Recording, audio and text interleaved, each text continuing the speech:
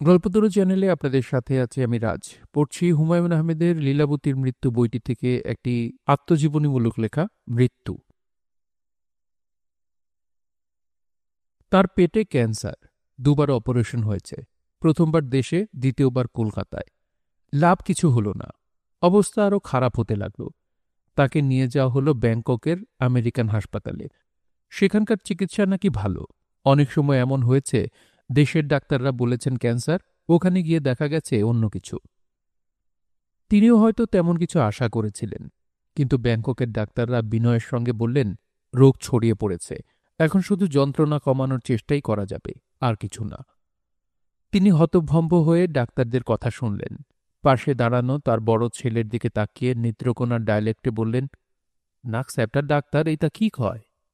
ছেলে বলল, বাবা, তুমি কোনো চিন্তা করবে না, আমি তোমাকে আমেরিকায় নিয়ে যাব।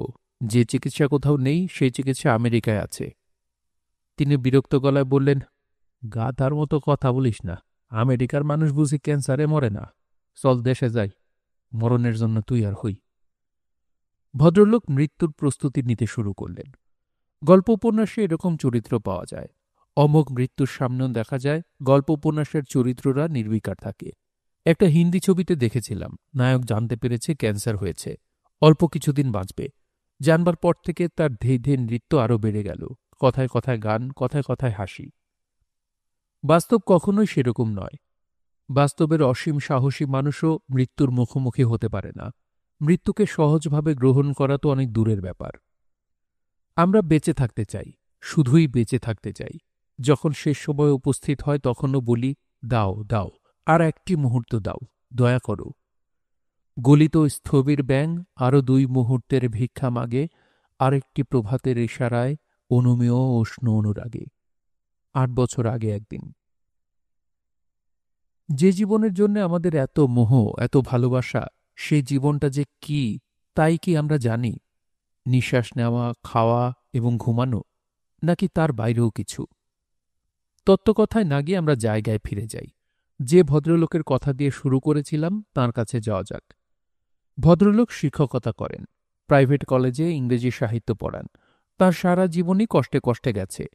শেষ সময় একটু সুখের মুখ দেখলেন। এক ছেলে সরকারি কলেজে শিক্ষকতার কাজ পেল, আরেক ছেলে ব্যবসাতে ভালো টাকা পেতে লাগল। একমাত্র মেয়েটি মেডিকেল কলেজে 4th ইয়ারে আছে। এমন সুখের সময় সব ছেড়ে ছুড়ে চলে যাওয়ার চিন্তাটাই তো অসহনীয়। তার চেয়েও বড় কথা, তার যাত্রা এমন এক ভুবনের দিকে, যে ভুবন সম্পর্কে কিছুই জানা নেই, সঙ্গী সাথীও নেই যে পথ দেখিয়ে নিয়ে যাবে।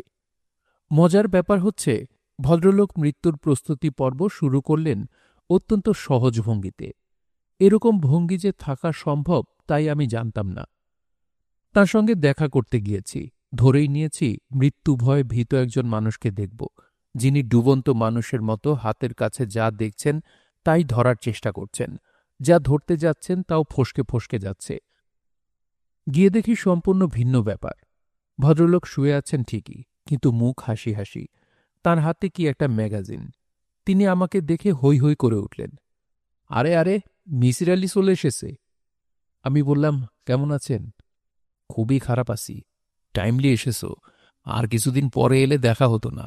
ডাক্তার বলে দিয়েছে আর বড় জোর 1 মাস। আপনাকে দেখে কিন্তু ভালো লাগছে। ভালো লাগারই তো কথা, চেহারা তো কোনোদিন খারাপ ছিল না। হা হা হা। আমি রীতিমতো হকচকিয়ে গেলাম। কি নিয়ে আলাপ করব তাও বুঝতে পারছি না।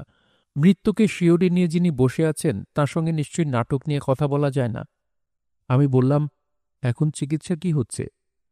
তিনি গলার স্বর নামিয়ে বললেন, সব রকম চিকিৎসা চলছে। আধিভৌতিক চিকিৎসাই বেশি চলছে। বর্তমানে একজন জিন ডাক্তার আমার চিকিৎসা করছেন। কি চিকিৎসা করছেন? জিন। জিনদের মধ্যেও ডাক্তার কবিরাজ আছে, তাঁদেরই একজন। বলেন কি? যে যেখানে যা পাচ্ছে ধরে নিয়ে আসছে। কবিরাজ, পানি পড়া, মন্ত্রতন্ত্র সব চলছে।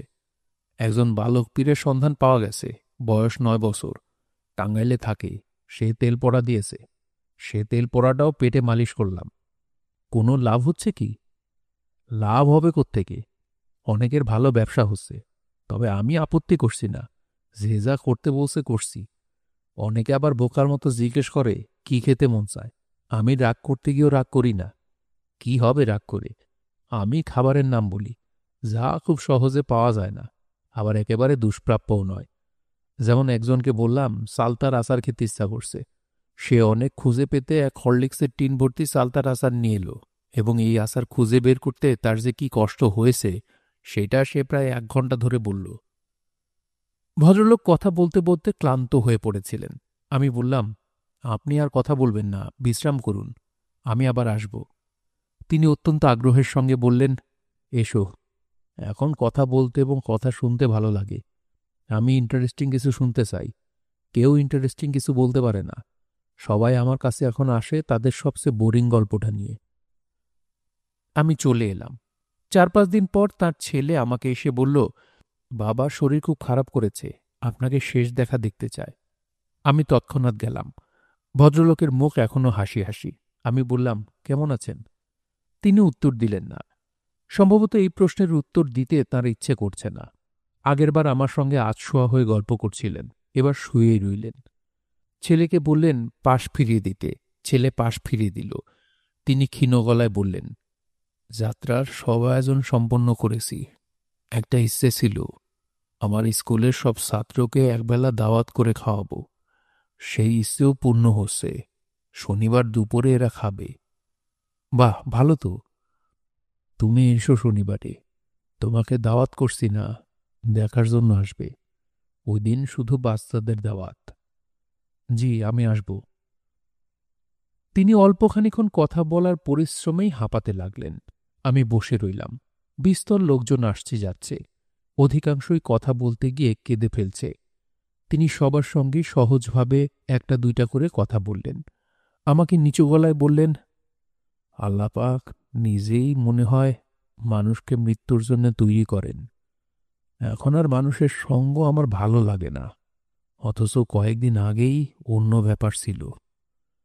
মৃত্যুর জন্যে আপনি তাহলে তৈরি? হ্যাঁ। ভয় লাগছে না? লাগছে, আবার এক ধরনের কৌতূহল হচ্ছে। এই প্রথমবার আমি একটা জিনিস জানব যা তোমরা কেউই জানো না। মৃত্যু কি সেটা জানা যাবে, ঠিক না? জি ঠিক। একটা মজার ব্যাপার কি লক্ষ্য করেছ? জন্ম সময়ের স্মৃতি মানুষ অন্যকে বলতে পারে না, আবার মৃত্যুর কথাও বলতে পারে না। জন্ম মৃত্যু 2টা স্মৃতি এমন যা অন্যকে দেওয়া যায় না। দুটোই সম্পূর্ণ ব্যক্তিগত স্মৃতি। ঠিকই বলেছেন। অসুস্থ মানুষের সামনে বসে চা খাওয়া যায় না। আমাকে খেতে হলো। তিনি চা না খাইয়ে ছাড়বেন না। চলে আসবার সময় হঠাৎ বললেন, তুমি জিজ্ঞেস করেছিলে ভয় লাগছে কিনা? হ্যাঁ, লাগছে, প্রচণ্ড লাগছে। তবে এক ধরনের ভরসাও পাচ্ছি। ভরসা পাচ্ছেন কেন? ভরসা পাচ্ছি কারণ পবিত্র কোরআন শরীফে কয়েকটা অসাধারণ আয়াত আছে। এই আয়াতগুলো থেকে ভরসা পাচ্ছি। তুমি তো লেখালেখি করো, কোনো এক ফাঁকে এই আয়াত কটা ঢুকিয়ে দিও। এতে মৃত্যুপথযাত্রী মানুষেরা ভরসা পাবে। আমি বললাম, আয়াত কটি বলুন, আমি লিখে নিচ্ছি। সূরা ওয়াকিয়াহ, আয়াত ৮৪ ও ৮৫। একজন মানুষ যখন মারা যায়, তোমরা তখন তাকে ঘিরে বসে থাকো, কিন্তু তোমরা জানো না তোমরা ওই মৃত্যুপথযাত্রীর যতটা কাছে বসে থাকো, আমি তার চেয়েও অনেক কাছে থাকি। ভদ্রলোক শান্ত স্বরে বললেন, মৃত্যুর সময় পরম করুণাময় যদি আমার পাশে থাকেন, তাহলে আর ভয় কি? শুনছিলেন হুমায়ুন আহমেদের লীলাবতীর মৃত্যু বইটি থেকে আত্মজীবনীমূলক লেখা মৃত্যু। লেখাটি আপনাদের কাছে কেমন লাগলো তা অবশ্যই কমেন্ট করে আমাদেরকে জানাতে পারেন। ভালো লাগলে একটি লাইক করবেন, চাইলে শেয়ার করে অন্যকে শোনার সুযোগ করে দিতে পারেন। সবাই ভালো থাকবেন, সুস্থ থাকবেন এবং গল্পতরুর সঙ্গেই থাকবেন। ধন্যবাদ।